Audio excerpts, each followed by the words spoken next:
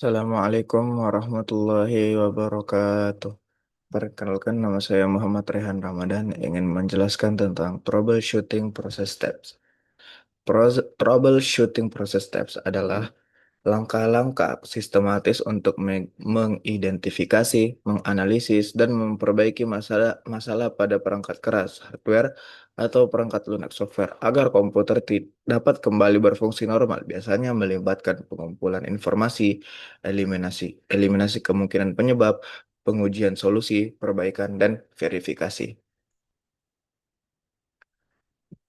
Introduction to Troubleshooting.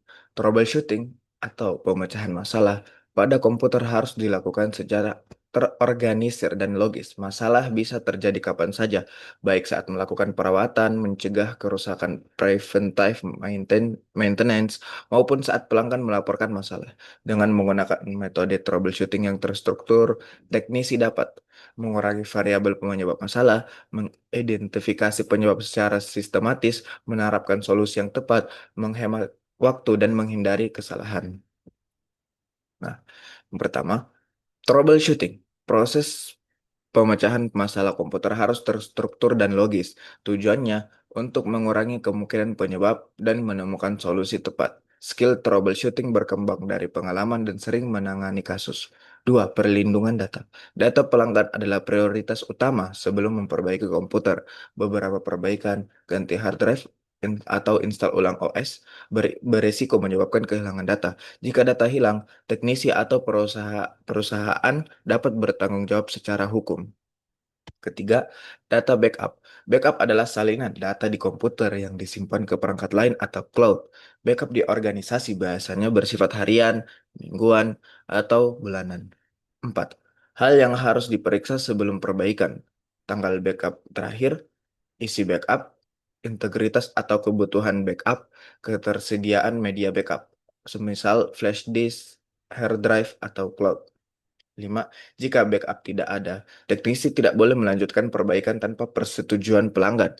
Pelanggan harus menandatangani liability release form yang berisi izin memperbaiki tanpa backup, pelepasan tanggung jawab jika data hilang, penjelasan pelepasan tanggung jawab jika data hilang, penjelasan pekerjaan yang akan dilakukan.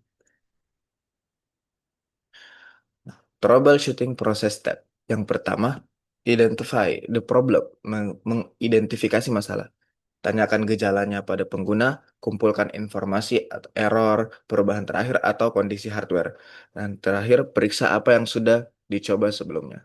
Yang kedua, establish a theory of cause, membuat teori penyebab. Yang pertama, buat dugaan awal tentang penyebab masalah. Yang kedua, urutkan dari kemungkinan yang paling mudah atau umum. Dan yang ketiga, tes the teori, menguji teori. Coba jalankan tes untuk memastikan teori benar.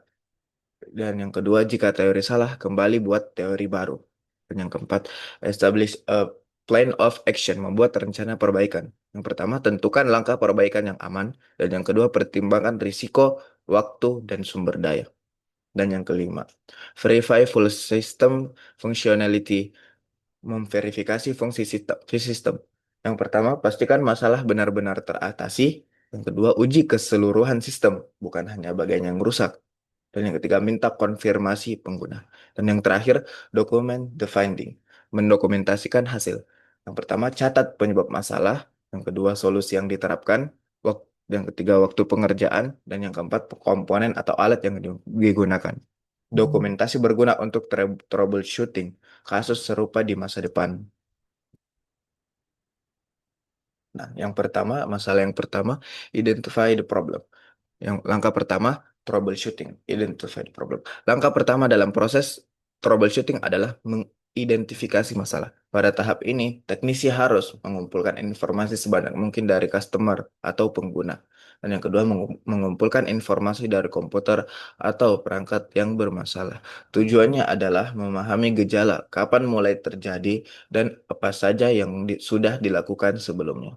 Dan yang kedua, conversation etiquette, etika berkomunikasi. Saat berbicara dengan customer, teknisi harus menjaga cara berkomunikasi. Dan yang ketiga, informasi yang perlu dikumpulkan setelah aturan komunikasi ini biasanya ada tabel berisi. Contoh informasi seperti Yang pertama, kapan masalah mulai muncul. Yang kedua, pesan error yang muncul. Yang ketiga, perangkat apa yang digunakan. Dan yang keempat, perubahan apa yang terakhir dilakukan pada sistem. Dan yang kelima, frekuensi terjadinya masalah. Nah, yang kedua, establish a theory of probable cause. Langkah kedua dalam proses troubleshooting adalah menentukan teori penyebab masalah. Setelah mengumpulkan informasi pada langkah pertama, teknisi perlu membuat dugaan awal tentang apa yang mungkin menjadi penyebab masalah. Apa yang dilakukan pada tahap ini? Pertama, buat daftar kemungkinan penyebab berdasarkan gejala, mulai dari penyebab yang paling umum dan paling mudah dicek. Jangan langsung menganggap masalahnya rumit, meskipun customer mengira begitu. Urutkan penyebab dari yang sederhana yang kompleks. Jika perlu, lakukan pencarian informasi tambahan, seperti melihat log atau jurnal pada sistem, melakukan riset internet berdasarkan gejala. Tahap berikutnya dari troubleshooting adalah menguji setiap dugaan apakah benar atau tidak. Dan yang selanjutnya, yang ketiga, test the theory to determine the cause. Uji teori untuk menentukan penyebab. Pada langkah ini, teknisi menguji dugaan penyebab masalah satu per satu, dimulai dari yang paling mudah dan cepat. Tujuannya adalah memastikan penyebab sebenarnya. Contoh pengecekan yang pertama, pastikan perangkat menyala. Kedua, pastikan stop kontak menyala. Yang ketiga, pastikan search protector menyala. Dan yang keempat, pastikan kabel terhubung dengan baik. Kelima, pastikan drive boot bisa digunakan. Keenam, cek urutan boot di BIOS. Ketujuh, jika semua teori sudah diuji tetapi belum ditemukan penyebabnya. Nah, jadi lanjut lagi. Yang pertama, buat teori baru dan uji lagi. Jika masih gagal, eskalasi ke teknis yang lebih berpengalaman. Dan yang terakhir, catat semua langkah yang sudah dicoba. Nah, selanjutnya, establish a plan of action to resolve the problem and implement the solution.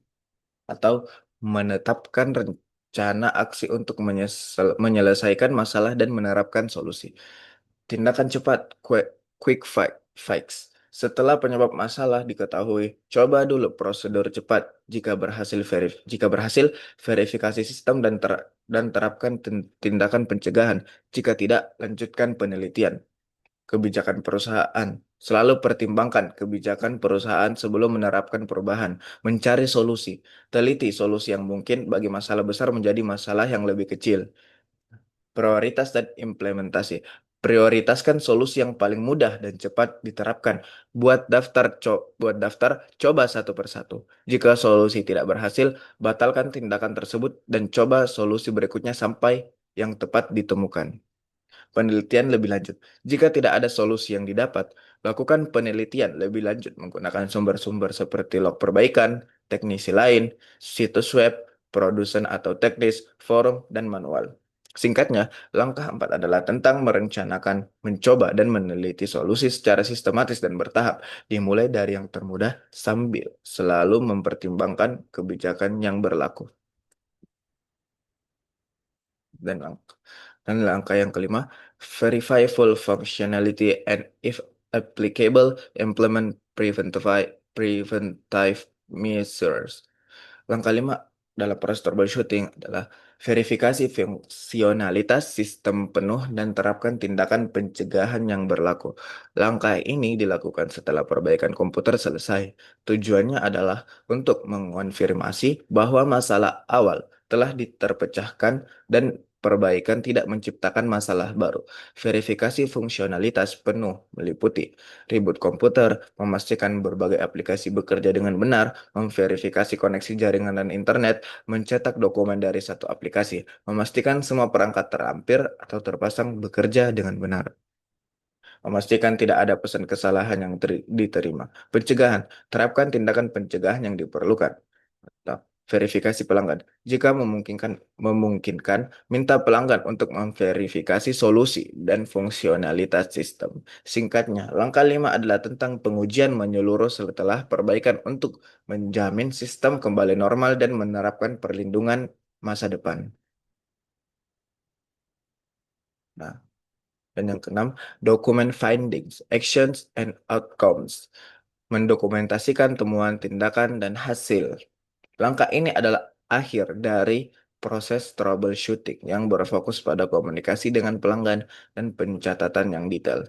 Tujuannya menyelesaikan proses mengomunikasikan solusi dan mencatat semua detail untuk arsip. Tindakan utama, diskusikan solusi yang diterapkan dengan pelanggan secara verbal dan tertulis.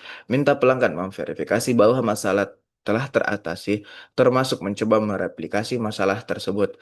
Berikan semua dokumen, paperwork kepada pelanggan. Dokumentasi, catat detail perbaikan dalam work order dan jurnal teknisi, meliputi deskripsi masalah, langkah-langkah yang diambil untuk menyelesaikan masalah, komponen yang digunakan dalam perbaikan, jumlah waktu yang dihabiskan untuk menyelesaikan masalah. PC Common Problem and Solution.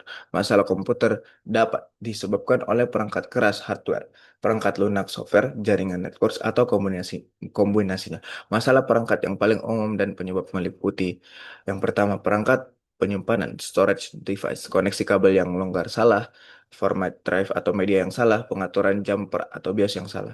Yang kedua, motherboard dan komponen internal, kabel yang salah atau longgar, komponen gagal, driver yang salah, update yang rusak.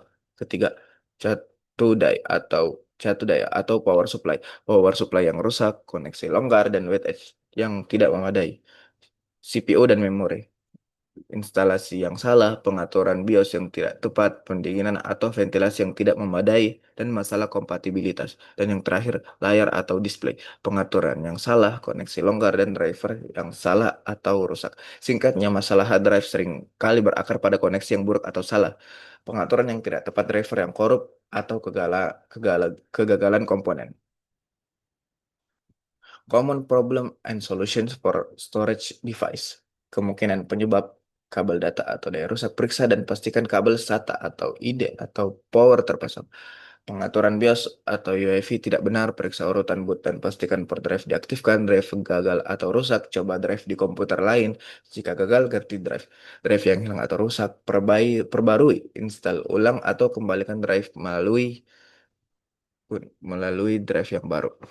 Drive baru belum diinisialisasi atau diformat. Gunakan disk manajemen untuk menganalisis kemungkinan penyebab cakram kotor, tergosok atau salah jenis. Bersihkan cakram, pastikan drive dapat membaca jenis cakram tersebut.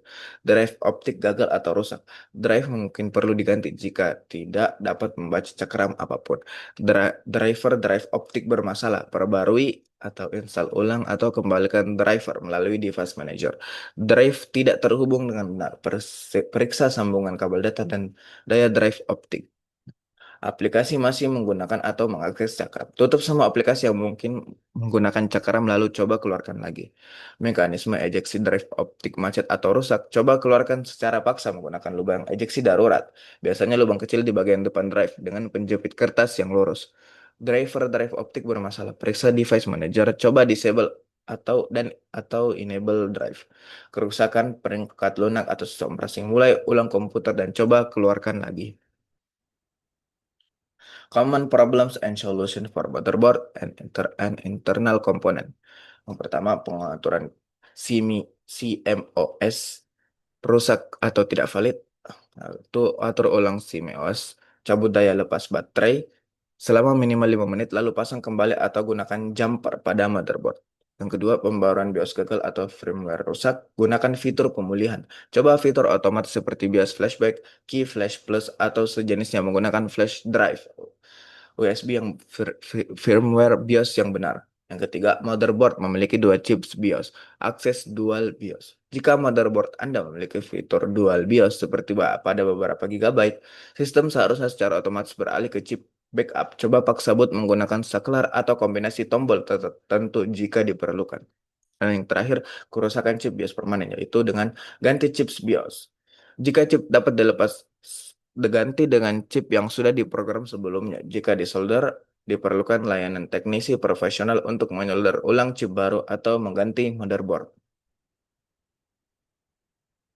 Selanjutnya, common problems and solution for power supply. Masalahnya. Yang pertama, komputer tidak mau menyala. Penyebab umum tidak ada daya. Power supply unit mati atau tombol power. Solusinya pastikan kabel daya terpasang ke stop kontak yang berfungsi dan ke PSU berfungsi dan Dan ke PSU, coba tes PSU-nya. Dan yang kedua, komputer ribut, tak terduga, mati. Ada asap atau bau terbakar. Penyebab umum overheating, kipas atau pendingin gagal, PSU gagal, komponen korsleting atau kerusakan serius. Solusi singkatnya, matikan segera. Periksa pendingin atau kipas heatsink dan PSU. Jangan hidupkan kembali jika ada bau atau asap. Masalah yang lainnya, yang pertama, jam atau pengaturan BIOS hilang saat ribut. Penyebab umum, baterai CMOS habis. Solusi singkat, ganti baterai CMOS. Yang kedua, setelah update BIOS, komputer tidak start. Penyebab umum, update gagal atau firmware salah. Solusi singkatnya, gunakan fitur BIOS recovery, tombol atau jumper pada motherboard atau clear CMOS. Yang ketiga, komputer menampilkan info CPU yang salah. Penyebab umumnya, BIOS usang tidak mendukung CPU baru. Solusinya perbarui BIOS ke versi terbaru yang kompatibel. Yang keempat, LED hard drive depan tidak menyala. Penyebab umum, kabel LED panel depan longgar atau salah sambung. Solusi singkatnya, sambungkan kembali kabel LED ke header motherboard dengan benar. Yang kelima, NIC bawaan berhenti bekerja. Penyebab umumnya driver rusak atau dinonaktifkan di BIOS. Solusi singkatnya, pastikan NIC diaktifkan di BIOS, perbarui atau install ulang driver NIC. Yang keenam, tidak ada video setelah pasang kartu P PCIe baru. Penyebab umumnya, kartu tidak terpasang kuat atau kabel daya tidak terhubung. Solusi singkatnya, pasang ulang kartu dengan kuat dan sambungkan semua kabel daya PCIe. Periksa pengaturan display di BIOS. Yang ketujuh, kartu suara baru tidak berfungsi. Penyebab umum, audio bawaan onboard belum dinonaktifkan atau drive salah. Solusi singkatnya, nonaktifkan audio bawaan di BIOS dan install driver kartu suara baru. Yang ke-8, sistem boot ke perangkat yang salah. Penyebab umumnya, urutan boot di BIOS salah. Solusi singkatnya, masuk ke BIOS atau UEFI dan atur ulang urutan boot. Yang ke-9, kipas berputar tapi tidak start dan tidak ada beep. Penyebab umum, kegagalan pos RAM, CPU, atau motherboard. Solusi singkatnya, pasang ulang RAM dan kartu video. Coba boot hanya dengan RAM minimum. Dan yang terakhir, kapasitor motherboard menggelembung atau bengkak. Penyebab umumnya, kapasitor rusak, panas berlebih atau lonjakan daya. Solusi singkatnya, ganti motherboard atau minta teknisi mengganti kapasitor ini. Kerusakan ini sangat serius. Dan lanjut lagi, common problems and solution for CPU and memory. Masalah. Masalah-masalahnya. Komputer tidak mau menyala. Penyebab umumnya, tidak ada daya, kabel longgar atau PCU gagal. Solusi singkatnya, cek kabel dan stop kontak atau uji atau ganti PCU. Yang kedua, komputer ribut tak terduga, lock up atau error. Penyebab umumnya overheating, PCU tidak stabil, driver bermasalah atau OS korup. Solusi singkatnya, cek kipas atau pendingin dan suhu, perbarui driver dan uji PSU. Dan yang ketiga, komputer tidak akan boot atau lock up. Penyebab umumnya, masalah OS, korup, MBR atau GPT, atau kegagalan perangkat keras seperti RAM, HDD, dan SSD. Solusi singkatnya, coba save mode, jalankan utilitas perbaikan OS startup repair, atau cek RAM dan storage. Yang keempat, kipas berputar tapi tidak start dan tidak ada beep. Penyebab umumnya, kegagalan pos RAM, CPU, dan motherboard.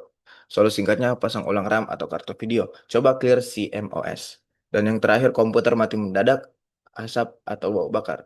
Penyebab umumnya, korsleting serius, kegagalan PCU, atau komponen terlalu panas. Solusi singkatnya, matikan segera. Periksa kerusakan fisik, misalnya kapasitor. Ganti komponen yang rusak. Dan selanjutnya, common problem and solution for display. Jenis masalahnya, pixel terjebak. Solusinya, coba perbaiki detail tindakan. Gunakan perangkat lunak untuk pemulihan pixel yang menampilkan pola warna berkedip cepat, atau coba pijat lembut area pixel menggunakan kain microfiber dan tekanan ringan. Risiko dapat menyebabkan di pixel. Yang kedua, pixel mati permanen. Benar, solusi penerimaan biasanya tidak dapat diperbaiki. Dead pixel yang tidak menampilkan warna apapun, biasanya hitam, adalah kerusakan fisik permanen. Solusi, jika monitor masih dalam masa garansi, hubungi produsen. Banyak produsen memiliki kebijakan penggantian jika jumlah bit pixel melebihi ambang batas tertentu. Yang ketiga, pengaturan warna atau koneksi. Periksa pengaturan dan koneksi. Lakukan power cycle pada monitor. Periksa apakah kabel video, HDMI, DisplayPort, VGA terpasang erat di kedua ujungnya. Coba ganti kabel video untuk menyingkirkan masalah kabel yang rusak. Dan yang keempat, masalah driver kartografis. Solusinya perbarui atau install ulang driver. Perbarui driver kartografis GPU ke versi terbaru dari situs web produsen Nvidia, AMD, atau Intel. Jika masalah dimulai setelah pembaruan, coba gulirkan kembali rollback ke versi driver sebelumnya. Yang terakhir, kalibrasi warna. Solusinya atur ulang pengaturan warna. Gunakan alat kalibrasi warna bawaan sistem operasi Anda, Windows Color Management atau macOS Calibrator, atau atur ulang pengaturan warna monitor ke nilai standar pabrik melalui menu OSD, On Screen Display Monitor. Personal Reference Tools. Pentingnya dokumentasi oleh teknisi untuk semua layanan dan perbaikan yang harus tersedia bagi teknisi lain sebagai bahan referensi untuk masalah serupa di masa mendatang. Poin Poin-poin kunci dokumentasi dan alat referensi pribadi. Alat referensi pribadi meliputi panduan pemecahan masalah, manual pabrik, panduan referensi cepat, dan jurnal perbaikan. Jurnal teknisi harus mencatat catatan. Dibuat saat proses troubleshooting dan perbaikan untuk menghindari pengulangan langkah. Deskripsi jurnal mencakup masalah, solusi yang dicoba, langkah perbaikan, perubahan konfigurasi, dan suku cadang pengganti dan riwayat perbaikan, daftar rinci masalah dan perbaikan, tanggal, suku cadang, info pelanggan, untuk mengetahui pekerjaan apa yang telah dilakukan pada komputer tertentu sebelumnya. Internet Reference Tools. Internet adalah sumber informasi yang sangat baik untuk mencari tahu tentang masalah perangkat keras, hardware tertentu, dan solusi yang mungkin. Sumber daya utama di internet, mesin pencari internet, digunakan untuk informasi spesifik, kelompok berita, tempat diskusi dan berbagai informasi, FAQ, perbaikan, manufaktur FAQs, jawaban atas pertanyaan umum dari pembuat perangkat, manual komputer online, dokumentasi resmi tentang perangkat keras, forum dan chat online, tempat teknisi dan pengguna berbagi pengalaman dan solusi. Situs web teknikal dan menyediakan artikel dan panduan mendalam. Advanced Problems and Solution for Hardware. Yang pertama, RAID dan penyimpanan. Deskripsi masalah RAID tidak dapat ditemukan, RAID berhenti berfungsi, pesan kesalahan, RAID not found ditampilkan, tidak dapat membaca dari disk sumber, source disk error saat mencoba membuka atau menyimpan file. Kinerja dan startup. Deskripsi masalah komputer menunjukkan kinerja lambat. Komputer tidak mengenali removable external drive. Setelah memperbarui firmware BIOS, komputer tidak mau start. Ya, tidak bisa menyala. Yang ketiga, kegagalan sistem. Komputer ribut tanpa peringatan, lookup terkunci, atau menampilkan pesan kesalahan atau BSOD. Dan yang terakhir, CPU dan pengelola tugas. Setelah upgrade dari CPU single core ke multi-core, komputer berjalan lebih lambat dan hanya menunjukkan satu grafik CPU di Task Manager. Use a multimeter and a power supply tester. Menggunakan multimeter dan penguji catu daya PSU tester untuk memeriksa fungsi dan tegangan keluaran dari power supply PSU. Seringkali untuk PC atau perangkat elektronik lainnya, seperti multimeter mengukur tegangan volt, arus, ampere, dan resistansi OHM secara manual. Sementara PSU tester memberikan pembacaan cepat untuk voltase dan status kipas PSU. Keduanya penting untuk troubleshooting masalah. Troubleshoot hardware problem. Proses sistematis untuk mendeteksi, menganalisis, dan memperbaiki masalah yang terjadi pada komponen fisik perangkat keras komputer seperti RAM, hard disk, motherboard, monitor, keyboard, atau perangkat lain yang terhubung dengan tujuan mengembalikan fungsionalitasnya ke kondisi normal atau optimal. Ini melibatkan langkah-langkah seperti pengamatan gejala, misalnya komputer mati total, layar tidak tampil, bunyi bip aneh, isolasi penyebab masalah, hingga penerapan solusi yang tepat untuk mengatasinya. Mungkin cukup sekian dari saya, kurang lebihnya mohon dimaafkan. Assalamualaikum warahmatullahi wabarakatuh.